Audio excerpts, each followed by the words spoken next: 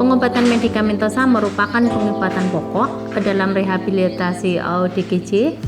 Ketika ODGJ tersebut mendapatkan rehabilitasi, pengobatan itu kita agendakan sebagai goal setting utama, di mana pengobatan itu harus berjalan sesuai advis dokter ahli jiwa, dan juga nanti berlanjut untuk kontrolnya, kelanjutan dari pengobatannya juga sesuai dengan advis ahli jiwa.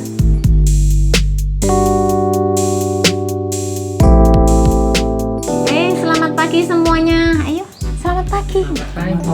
Ya, selamat pagi. Kami dari Tirto Jiwo. Selamat bertemu lagi dengan saya dan teman-teman dari rehabilitasi Tirto Jiwo dari Provinsi Jawa Tengah, Indonesia. Jadi hari ini hari yang cerah ya, tidak hujan dan juga tidak panas. Kita berbincang-bincang tentang bagaimana rehabilitasi ODGJ memastikan pengobatan medikamentosa tetap berjalan bagi pasien-pasien yang kami rehabilitasi ya. Jadi jangan lupa tonton terus tayangan ini sampai selesai supaya Anda memahami pentingnya pengobatan medikamentosa atau pengobatan medis bagi orang-orang ODGJ dalam fase pemulihan di rehabilitasi. Selanjutnya jangan lupa like, subscribe dan share tayangan-tayangan kami di Tirto Jiwo Channel ya. Jadi kita akan berbicara tentang bagaimana rehabilitasi memastikan pengobatan medikamentosa berjalan baik bagi semua pasien ODGJ yang kami tangani ya, atau kami rehabilitasi. Jadi orang-orang yang masuk di rehabilitasi jiwa Tirto Jiwo ini semuanya adalah pasien yang sudah mendapatkan pengobatan dari medikamentosa dari ahli jiwa, yang selanjutnya ketika kondisinya mulai membaik, ini kita rehabilitasi di rehabilitasi ini ya.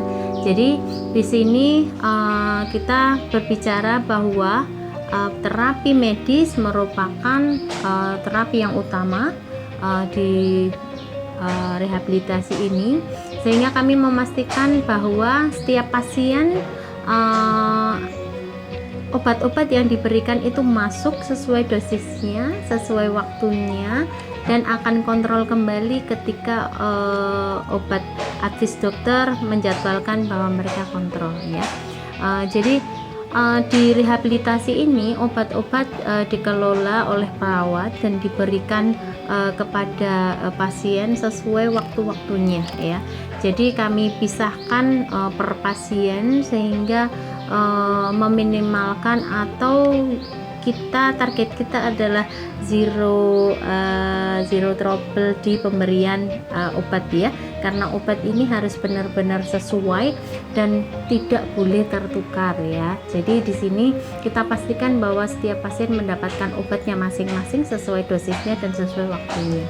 Pada periode kontrol ini pasien-pasien akan kita antar kontrol di psikiater di rumah sakit yang telah ditunjuk untuk melanjutkan dari pengobatan medikamentosa. Nah, di sini secara sekilas dalam kapasitas kami sebagai pendamping yang melaksanakan rehabilitasi, kami sampaikan bahwa baik pasien itu di rumah, baik pasien itu dalam perawatan rumah sakit, atau pasien itu dalam rehabilitasi jiwa untuk pasien ODGJ, obat merupakan hal yang penting ya. Jadi ini teman-teman juga harus terbuka pemikirannya bahwa penanganan utama jika ada di lingkungan Anda ada ODGJ atau orang-orang dengan gangguan mental, ini Anda harus membawa ke layanan medis ya, untuk orang-orang tersebut mendapatkan pengobatan ya. Karena ini penting, karena ketika orang-orang dengan schizofren ini muncul kondisi-kondisi positif atau negatifnya. Positif itu contohnya ada wahamnya, ada halusinasinya, ada delusinya ya. Terus kalau gejala negatifnya adalah ada kemunduran di fungsi-fungsinya, fungsi berpikirnya, fungsi afeksinya, atau fungsi kemampuan untuk berinteraksi. Nah, ini dengan obat-obat ini kondisi tersebut akan berangsur-angsur baik ya. Artinya seperti yang kami laksanakan di sini, teman-teman yang semula datang itu dengan kondisi tidak bisa dikoordinasi, tidak mampu berkomunikasi, masih ada halusinasi dan wahamnya, berangsur-angsur ketika mereka mendapatkan pendampingan dan mendapatkan terapi obat ini, kondisinya akan membaik ya. Halusinasinya akan berkurang dan bahkan menghilang, dan dia bisa diajak komunikasi untuk koordinasi terapi kerja ya. Jadi di sini ketika kondisinya belum membaik, tentu saja untuk pendekatan yang lain akan tidak bisa kita laksanakan. Itu kenapa saya tadi bilang bahwa terapi medikamentosa atau terapi obat merupakan yang utama yang kita laksanakan, sedangkan terapi vokasional dan terapi perilaku atau nanti terapi terapi seni itu akan kita lakukan setelah kondisinya membaik. Nah, ini nanti teman-teman bisa saya ajak lihat untuk bagaimana teman-teman yang sudah membaik, yang awalnya pun tidak baik, artinya kondisi awal pun mereka diajak komunikasi nggak bisa, tidak respon, asik dengan dunianya sendiri ya, bahkan ada yang agresif. Ini ketika sudah mendapatkan pengobatan, mereka bisa diajak koordinasi untuk melakukan pekerjaan-pekerjaan yang sederhana. Pengarahan untuk terapi vokasi ini sendiri terkait dengan kemampuannya, kondisi fisiknya, dan juga progres dari masing-masing mereka ya. Jadi secara sederhana orang-orang yang sudah membaik dari kondisi halusinasinya hilang, ini kita arahkan untuk pekerjaan yang ringan-ringan. Nah, mereka yang memang sudah baik, artinya dalam koordinasi motoriknya juga sudah baik, responnya sangat baik, ini kita ajak untuk terapi kerja yang lebih kompleks, yang membutuhkan keterampilan yang lebih, seperti beternak, bercocok tanam, ataupun terapi-terapi membuat telur asin ya. Oke, mari kita lihat sama-sama ya dari teman-teman yang sudah membaik ini untuk melakukan terapi kerja ya. Kita nyirami tanaman ya, terus itu lihat yang yang pohon-pohon itu nanti ditata. Oke, mari teman-teman, ayo. Nah teman-teman, ini kita bisa lihat bahwa kegiatan-kegiatan yang kita laksanakan di sini ini beragam ya, dari kegiatan yang sederhana sampai kegiatan yang kompleks seperti beternak dan membuat telur asin. Nah, untuk kegiatan sederhana ini kita laksanakan terus-menerus dan kontinu. Yang disapu sini supaya teman-teman ini menjadi habit atau terbiasa ya. Ini disapu. Terus dibuang ke sana.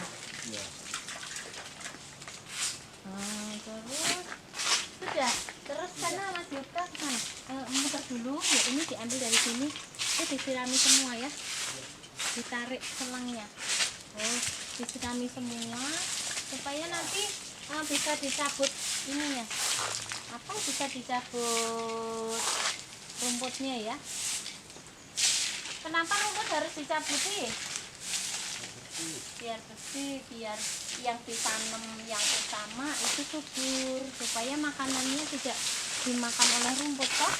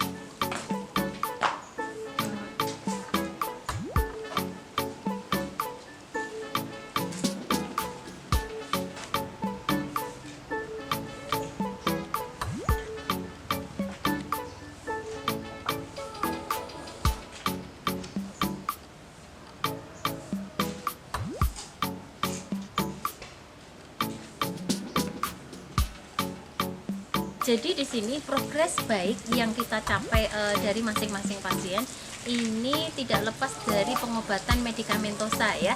Jadi di sini obat-obat yang diberikan oleh dokter ini membantu mereka untuk menghilangkan wahamnya, keseimbangan kimia otaknya, ataupun di kondisi-kondisi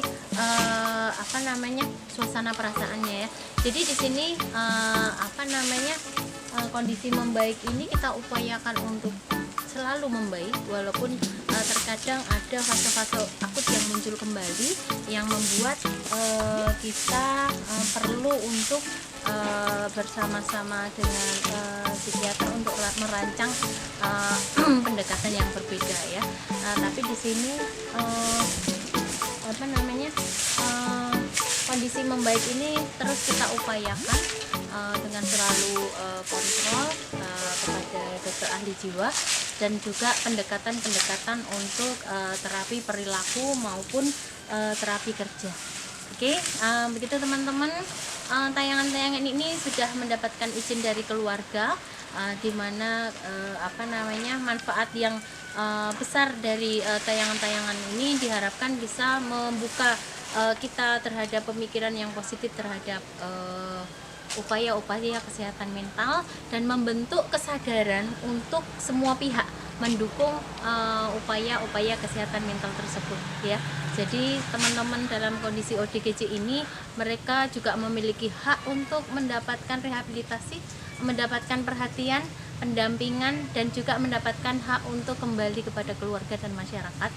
Jadi mari kita memiliki perspektif yang positif kepada upaya-upaya kesehatan mental. Oke, terima kasih atas perhatiannya. Jangan lupa ikuti terus tayangan-tayangan Tirta Jiwa Channel. Semoga kita semua selalu dilindungi oleh Tuhan Yang Maha Esa sehingga bisa mendukung kesehatan jiwa di Indonesia. Oke, terima kasih. Sampai ketemu lagi. Halo, bilang sampai ketemu lagi. Sampai ketemu lagi. Ya.